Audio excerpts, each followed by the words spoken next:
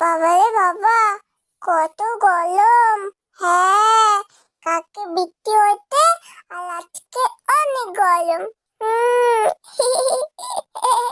ভাইরা তো রেডি হয়ে গেছে, আমাকে মামা রেডি করে দিচ্ছে।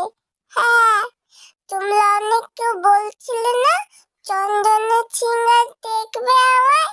হ্যাঁ, দেখো কেমন মামা সুন্দর করে আস্তে আস্তে আমার গায়ে চন্দন লাগিয়ে দিচ্ছে। ছুটছুট লাগছিল। হ্যাঁ।